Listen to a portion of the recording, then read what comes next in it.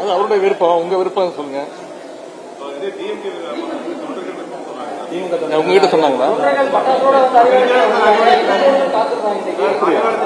தெரியலையே. நான் இங்க அண்ணா நூற்றாண்டு லைப்ரரி வந்துட்டேன். எனக்கு அறிவாலயம் போல. முதலமைச்சர் முடிவெடுப்பாருங்க, நீங்க முடிவெடுக்காதீங்க. தொண்டர்கள் விருப்பத்தை அவங்க தெரிவிச்சிருக்கிறாங்க.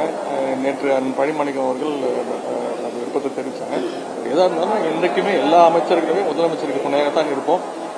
இது வந்து முழுக்க முழுக்க முதலமைச்சருடைய தனிப்பட்ட முடிவு.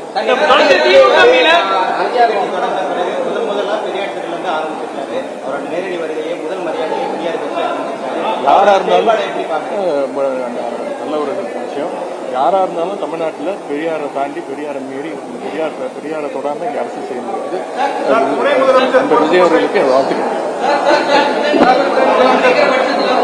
அறிவிக்கிற பட்சத்தில் பேசுவோம்.